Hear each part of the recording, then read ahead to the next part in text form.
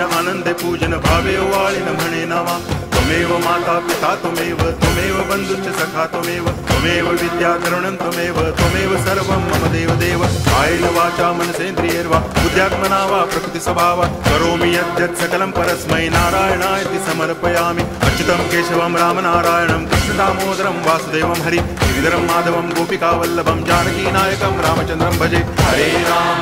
Ram